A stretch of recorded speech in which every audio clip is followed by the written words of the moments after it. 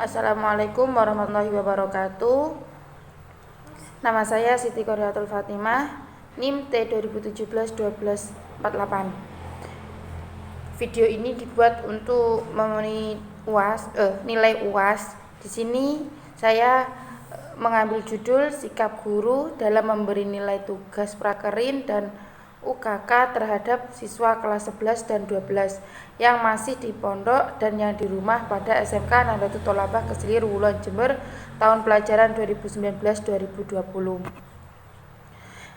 Yang melatar belakangi judul tersebut yaitu pengalaman dan kreatif siswa memiliki hubungan erat dan banyak perhatian dari kalangan masyarakat, di mana pengalaman adalah guru yang paling berharga dan mengandung arti sebagai kejadian atau peristiwa yang telah terjadi di masa lampau yang diambil seseorang. Kemudian dari peristiwa atau kejadian tersebut, jika kita jadikan sebagai pelajaran atau peringatan untuk menuju langkah perjalanan hidup berikutnya. Untuk menanggulangi problematika dalam KBM ini, siswa kelas 11 MM melaksanakan prakerin, namun dikarenakan proses KBM ini diganti daring dan hanya melaksanakan prakerin cuma 1 minggu. Rumusan masalah yaitu bagaimana sikap guru dalam memberi nilai tugas prakerin dan UKK terhadap siswa kelas 11 dan 12 yang masih di pondok dan yang di rumah pada SMK Nahdlatul Thalabah Kesilir Wuluan Jember tahun pelajaran 2019-2020. Dengan tujuannya yaitu pelaksanaan penelitian ini adalah untuk mempermudah sikap guru dalam memberi nilai tugas prakerin dan UKK terhadap siswa kelas 11 dan 12 yang masih di pondok dan yang di rumah pada SMK Nahdlatul Thalabah Kesilir Wuluan Jember tahun pelajaran 2019-2020. Manfaat penelitian bagi siswa yaitu pertama, dapat menumbuhkan kreativitas siswa sehingga siswa tetap belajar di rumah dengan baik, benar, dan tepat. Yang kedua, siswa yang masih di pondok untuk kelas 12 MM dapat menimbulkan kreativitas dengan alat seadanya agar mendapatkan nilai UKK sama dengan siswa yang berada di rumah. Manfaat yang kedua yaitu bagi guru yaitu untuk mempermudah memberikan nilai pada siswa yang di pondok dan yang di rumah.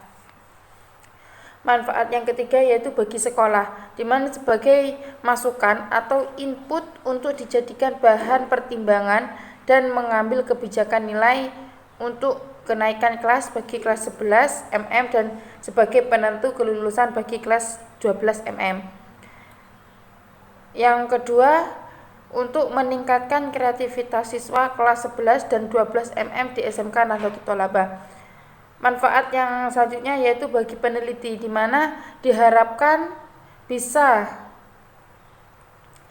ditindaklanjuti dengan perbaikan kreativitas siswa. Perbaikan kreativitas ini digunakan sebagai bahan referensi dan sumber informasi sikap guru dalam memberi nilai.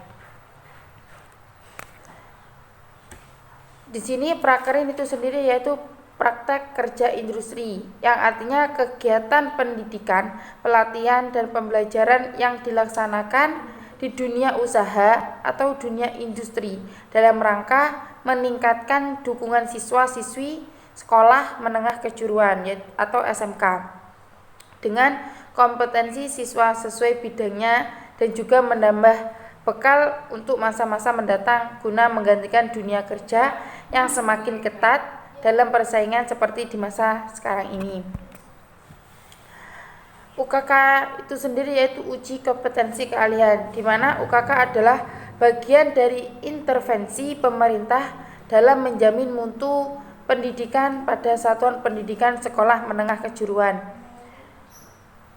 Pelaksanaan UKK bertujuan untuk mengukur pencapaian kompetensi siswa pada level tertentu sesuai kompetensi keahlian yang ditempuh selama masa pembelajaran di SMK. Bagi siswa yang di pondok pesantren, dalam pandangan masyarakat dikenal dengan lembaga yang bernuansa pembinaan moral.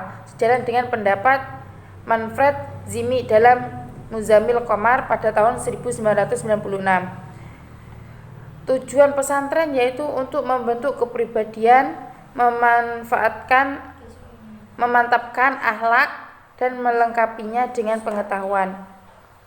Tujuannya mengharapkan lahirnya siswa yang berakhlak baik, yang mengamalkan ilmu pengetahuannya dengan wujud perilaku yang baik pula di lingkungan sosial, yaitu melalui proses pembelajaran di kelas maupun di luar kelas. Hak dan kewajiban siswa yang berada di rumah. Hak siswa yang di rumah yang pertama yaitu berhak mendapatkan kasih sayang, yang kedua berhak mendapatkan perlindungan, yang ketiga berhak untuk bermain, yang keempat berhak mendapatkan kesehatan, dan yang terakhir yaitu berhak mendapatkan pendidikan. Sedangkan kewajiban anak yang di rumah, yang pertama yaitu kewajibannya belajar, yang kedua membantu orang tua, dan yang ketiga yaitu menjalankan perintah agama. Untuk nilai tugas itu sendiri, bagi kelas 11 MM ini merupakan waktunya prakerin, di mana diadakannya KBM daring, dan siswa kelas 11 hanya masih melakukan prakerin 1 minggu. Maka dari itu tugasnya untuk laporan harus ditulis tangan, agar mempunyai tambahan nilai.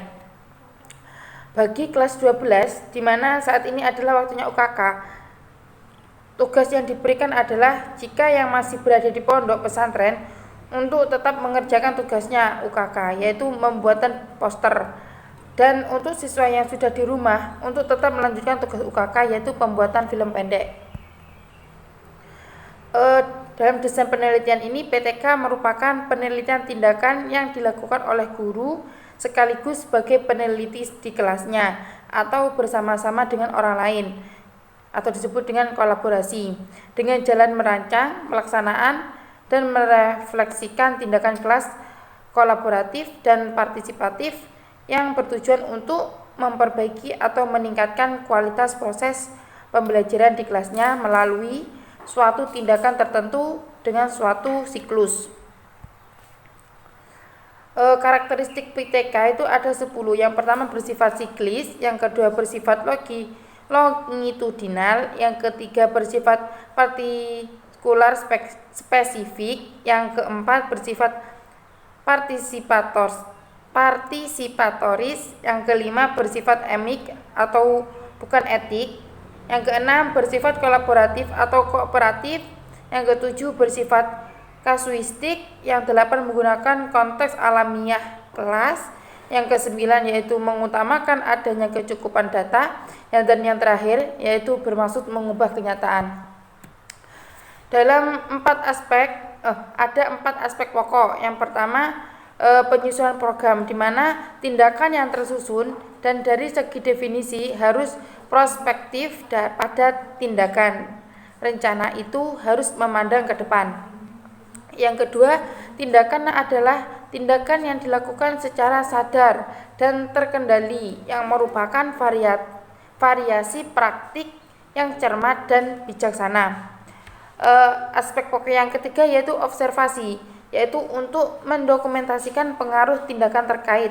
Observasi berorientasi ke masa yang akan datang, memberikan dasar bagi refleksi sekarang, terlebih lagi ketika putaran sekarang ini berjalan. Yang terakhir yaitu refleksi, yaitu untuk meningkatkan dan merenungkan kembali suatu tindakan persis seperti yang telah dicatat dalam observasi. Refleksi berusaha memahami proses, masalah, persoalan, dan kendala yang nyata dalam tindakan strategi. Dalam subjek penelitian ini yaitu siswa kelas 11 dan 12 SMK Nahdlatul Thalabah Keslir tahun pelajaran 2019-2020 dengan jumlah siswa 30 tiap satu kelas dan hanya perempuan saja, dan satu kelas siswa yang masih berada di pondok pesantren sejumlah 7 siswa dan 23 siswa sudah berada di rumah. Untuk kelas 11, untuk kelas 12 siswa yang masih berada di pondok pesantren berjumlah 10 siswa dan 20 siswa sudah berada di rumah. Tempat penelitiannya yaitu dilakukan hanya lewat komunikasi telepon dengan guru yang mengajar di SMK Nahdlatul Thalabah. dikarenakan lockdown tidak boleh keluar dan proses KBM dilakukan daring. Dalam waktu penelitian ini dilaksanakan pada semester genap tahun pelajaran 2019-2020. Waktu KBM daring pelaksanaan hanya kurang lebih 3 hari, yaitu dimulai pada tanggal 17 sampai 19 April 2020. Instrumen pengumpulan data yaitu melalui 2. Pertama, tes, yaitu pengumpulan data dengan teknik tes untuk mengungkapkan keberhasilan sikap guru dalam memberikan nilai dengan memberikan tugas yang sudah ditentukan. Yang kedua yaitu observasi. Observasi digunakan untuk menjawab permasalahan yang diajukan dalam penelitian ini. Lembar observasi digunakan untuk mengamati kinerja guru dan aktivitas siswa pada saat pembelajaran daring berlangsung. Yang selanjutnya yaitu teknik analisis data. Di sini ada 2, yaitu untuk mengetahui aktivitas belajar siswa dan untuk menganalisis data yang diperoleh dari hasil belajar siswa setiap siklusnya. Yang pertama yaitu untuk mengetahui aktivitas belajar siswa itu menggunakan rumus NA yang artinya jumlah aktivitas yang dicari sama dengan JS yaitu jumlah skor yang diperoleh dibagi SM, yaitu skor maksimum dikali 100%. Yang kedua yaitu untuk menganalisis data yang diperoleh dari hasil belajar siswa setiap siklusnya. Yang pertama ada nilai hasil belajar siswa, yaitu nilai siswa sama dengan jumlah benar dibagi jumlah maksimum dikali 100%. Yang kedua yaitu ketuntasan belajar siswa secara klasikal. Ketentuan secara klasikal yaitu jumlah siswa tuntas belajar dibagi jumlah seluruh siswa dikali 100%. Siklus pertama yaitu perencanaan. Pada tahap ini peneliti menyusun perangkat pembelajaran daring yang terdiri dari rencana pembelajaran, pemberian tugas, dan media pembelajaran yang mendukung seperti HP. Yang kedua yaitu pelaksanaan, di mana pelaksanaan ini proses pembelajaran mengacu pada rencana pelajaran yang telah dipersiapkan, pengamatan, observasi, dan dilaksanakan dengan proses wawancara secara online juga. Yang selanjutnya yaitu observasi. Pengamatan merupakan kegiatan observer dalam mengamati pelaksanaan pembelajaran di kelas. Berhubung pada saat pandemi COVID-19 seperti saat ini, maka peneliti mengambil cara lain, yaitu melalui wawancara. Hasil kegiatan berupa data mengenai penilaian tugas akhir dalam proses KBM daring ini. Untuk meningkatkan prestasi belajar siswa selama pelajaran daring ini, memilih pemberian tugas pada kelas 11 sebagai pengganti prakrin dan 12 sebagai pengganti UKK dengan menggunakan WhatsApp group untuk pemberian informasi dan pengumpulan tugasnya. Bagi siswa yang masih di pondok, pemberian informasi lewat pengurus pondok dikarenakan tidak adanya alat komunikasi selain di kantor asramanya. Yang selanjutnya yaitu refleksi. Dalam refleksi ini, pelaksanaan kegiatan belajar mengajar atau KBM daring diperoleh informasi dari hasil pengamatan. Yang pertama yaitu kelebihan, di mana yang pertama kelebihannya yaitu sudah dapat diterapkan dalam pembelajaran KBM daring dan dapat mengurangi tugas sebagai prakrin selama 3 bulan bagi kelas 11 dan tidak mengurangi waktu siswa dalam mengerjakan tugas selama ini terutama bagi kelas 12. Yang kedua yaitu siswa lebih santai dalam mengerjakan tugasnya. Kelemahannya yaitu pada siklus ini belum menunjukkan hasil yang memuaskan dalam pengumpulan tugas. Yang kedua, kurangnya pantauan dan komunikasi antara siswa dan guru. Pada siklus 2, perencanaan yang pertama yaitu menyusun perangkat pembelajaran yang terdiri dari 2 rencana pembelajaran, pemberian tugas untuk memberi nilai dan alat-alat yang mendukung bagi siswa.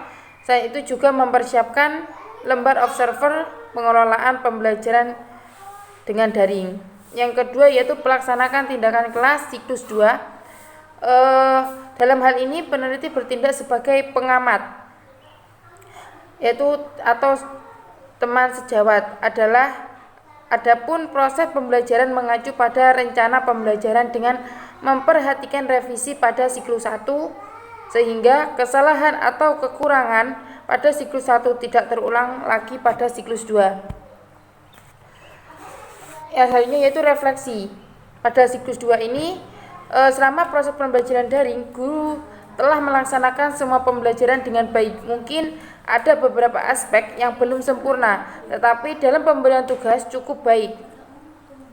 Berdasarkan data hasil pengamatan diketahui bahwa siswa selama pembelajaran daring kurang aktif dan lebih aktif selama pembelajaran berlangsung. Kekurangannya pada siklus-siklus sebelumnya sudah mengalami perbaikan dan peningkatan sehingga menjadi lebih baik. Hasil siklus siswa pada siklus 2 mencapai ketuntasan.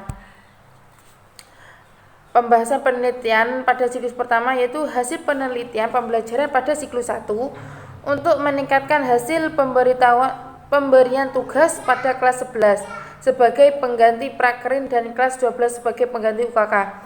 Beberapa hal yang menyebabkan hal ini diantaranya yaitu pertama, siswa kurang termotivasi untuk mengerjakan tugas dalam proses pembelajaran daring yang membuat siswa kurang aktif dalam pembelajaran yang berlangsung. Yang kedua, hasil belajar akhir siklus pembelajaran ke-1 ini semakin meningkat dibandingkan sebelum siklus dari rata-rata 35% menjadi 60%. Namun, secara klasikal ini adalah masih belum tuntas.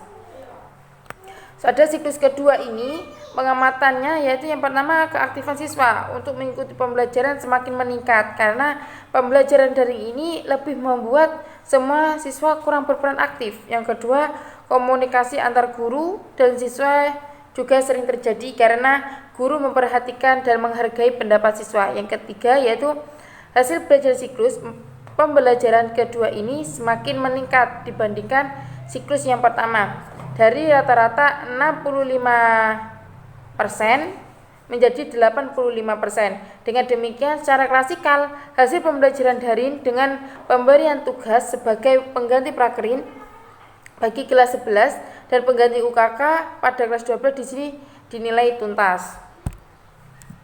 Jadi kesimpulannya yaitu dari hasil pemberian tugas pada yang telah pembelajaran daring yang telah dilakukan selama 2 siklus dan berdasarkan seluruh pembahasan serta analisis yang telah dilakukan dapat disimpulkan bahwa pembelajaran dengan pemberian tugas sebagai pengganti prakerin untuk siswa kelas 11 dan pengganti UKK untuk siswa kelas 12 pada SMK Nahdlatul Thalabah. Hal ini dapat dilihat dari siklus pertama dari 35% ke 65% dengan 30 siswa per kelas, sedangkan pada siklus 2 dari 65% ke 85% dengan 30 siswa. Jadi setelah diadakan siklus 2, hasil belajar siswa meningkat sebesar 20%. Rekomendasinya yaitu kegiatan pemberian tugas pada pembelajaran daring selama ini kurang meningkat hasil pengerjaannya tugas dan menyenangkan sesuai dengan situasi dan kondisi yang ada saat ini. Yang kedua yaitu dengan melihat dari tugas mulai pemberian tugas pada pembelajaran daring tentunya bisa dikembangkan dengan tugas lain yang dianggap lebih efektif. Yang terakhir yaitu dengan adanya perbaikan pembelajaran diharapkan dapat meningkatkan profesional guru dalam pemberian nilai kepada siswa. Tindakan lanjutannya yaitu efektivitas pengelolaan pemberian tugas terhadap siswa kelas 11 dan 12 yang masih di pondok dan yang di rumah pada SMK Nahdlatul Thalabah Kesilir Wuluan Jember tahun pelajaran 2019-2020. Sekian dari saya, kurang lebihnya mohon maaf. Wassalamualaikum warahmatullahi wabarakatuh.